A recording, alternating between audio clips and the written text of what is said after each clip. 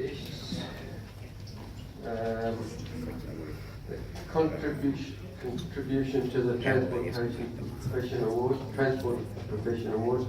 The annual award this year is going to Professor Peter Balkin, AM. Come on up, Peter. Come on up so I can see you and know who you are. And I'll tell you who he is. Dr. Peter Balkin has had a long and distinguished career in road safety policy and research over many decades. He currently serves as an adjunct professor at the Monash University Accident Research Centre, where he was formerly the founding director.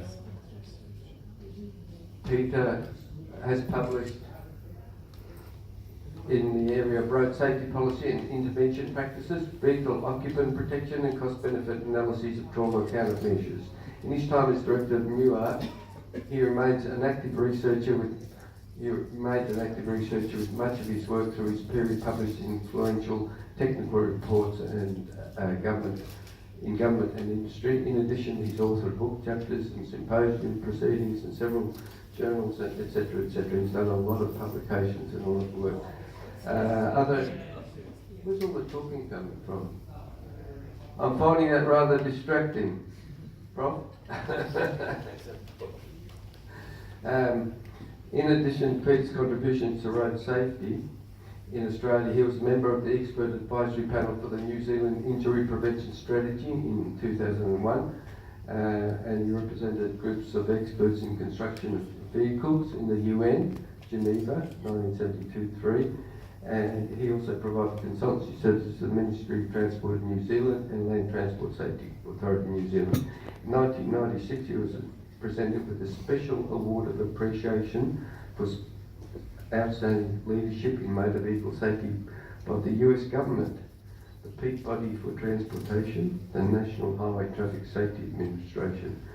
Dr. Balkin is also the recipient of the International Distinguished Career Award by the American Public Health Association. Before he started at MUARC, he was the chairman of the ROSTA, the Road Safety Traffic Authority. Peter's other awards are membership of professional associations and committees. Too long to list, so I won't go into them. He was appointed the member of Order of Australia in 2007 for services to road safety and persons with intellectual disabilities. The Peter Balkin Scholarship was named after him in honour of his distinguished career over 40 years. As an adjunct professor at MUARC, he remains vitally interested and engaged in academic research activities at the Centre through participation in research seminars, student events, best paper awards, grant reviewing, and from time to time discussions with the director and senior staff on strategic partnerships, advice and technical matters. Congratulations, Peter. Well done. No handshaking. Did you get the photo? Yep. Thanks, Nick, for those words. Far too many of them, but I'm humbled and delighted to receive this award. But anything that's been achieved in road safety and traffic management over the past 50 years that I've been involved has been a team effort, involving the teams that I've been fortunate enough to head and a lot of other people as well. Incidentally, the Monash University Accident Research Centre was awarded the Transport Safety Council Edmund Richter Award by the ITE in the year 2000 for its contribution to road safety, and 2 years before that the ITE awarded Transit New Zealand with that award, and the year after MUARC, Austroads got that award. So the only time in the history of that award that it's gone to the Southern Hemisphere was those 3 years. Apparently someone in the ITE in America recognised the good work that was going on down under. Incidentally, I'd like to recognise Professor Brian Files, the longest serving researcher at Monash. He's been there the full 3 years of existence of the place. In the minute that I have left, I'd like to throw out a challenge. We have seen recently that over the last 9 months, the government has brought out the medical experts and publicly displayed their advice and adhered to it. Now, I believe there is a challenge to rethink the road transport system. All those wonderful infrastructure that we heard about will cope with the growth in traffic for the next 10 years, but beyond that we'll be back to the position we're in now, unless there is a total rethink of the profession. And in view of the recent developments in technology, smart autonomous vehicles, driverless public transport vehicles, telecommuting, it's time to rethink the whole profession and come up with a new plan. So you transport professionals and your associates in transport planning have got the skills to do that job. And I commend you to use this opportunity and plan for what should happen more than 10 years from now. Thank you very much. Well, there's a good challenge for all you young'uns. You've got a bit of a paradigm shift coming up, I think. Now think about it, and what are we going to do? We can't keep going like this, I think, is the message. The next one is the emerging transport professional, and this is this award comes with a plaque and a $1,000 cheque courtesy of Austraffic, and the winner is Daniel Gash. Daniel is a senior traffic engineer at Traffic Works, and Emmanuel's over there next to him, and assistant secretary of the ITE ANZ board with us. Daniel has pursued a number of opportunities within the transport engineering industry that have allowed him to gain experience in leadership, grow his technical ability, demonstrate innovative thinking and help bring people and communities together. In 2019, he assisted the Department of Transport Eastern Region in identifying roads with crash histories for funding eligibility under federal Black Spot program.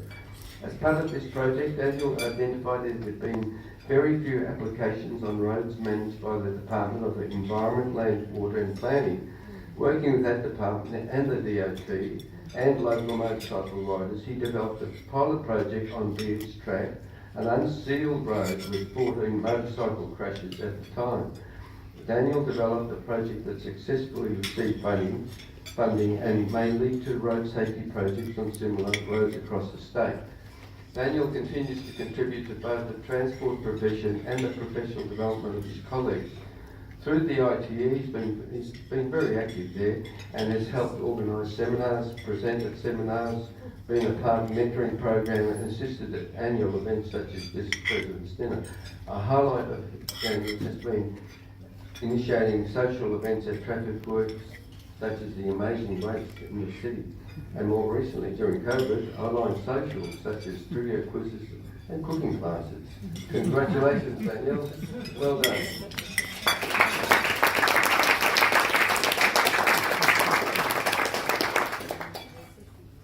Yeah, thank you for the award, honour and privilege to get it.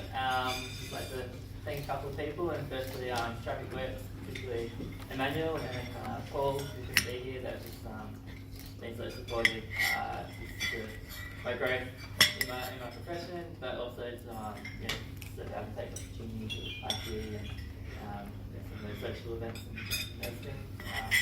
And I'd like to thank IQ as well, Nick and Michael and David, helped mentor me a bit, and there's been so many great opportunities through IT, such as organising seminars and some of the mentoring programs and things.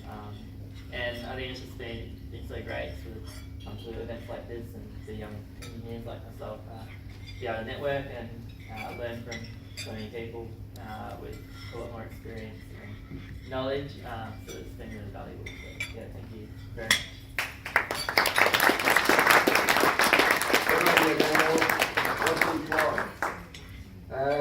Our third and final is the Sustainable Transport Award, and actually we're thinking of renaming this award.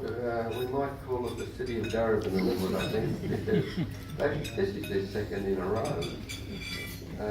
Come on, Jennifer. Jennifer McIntyre is here to accept this on behalf of Darebin City Council for their Streets for People along the North Thornbury Corridor project, which is an initiative designed to improve the experience of local streets for people who use them, with a focus on walking, wheeling and cycling. Identified for its proximity to activity centres, public transport, schools and community centres, Darebin's inaugural Streets for People corridor follows Ethel, Stock, Herbert and Park Street for nearly 3 kilometres adjacent to the Murdoch Rail Corridor in the north-south direction. Using feedback from 3 rounds of a community consultation over a year and the development of Street Champion Group to guide the outcome, Council developed a strategy for improving walking and cycling opportunities. Road safety for sustainable transport users was a major outcome, with the treatments designed to highlight that motorists are guests on these streets, not the dominant mode of transport. Darebin's vision for the Streets of People project is to create a neighbourhood that is safe, green, clean and welcoming. The competition for this award was pretty strong this year, and what got Darebin over was the fact that they'd actually implemented their project. That construction of treatments at 25 key locations along the corridors was completed in 2019 and 2020. Congratulations, Jennifer, and the City of Darebin. Well done.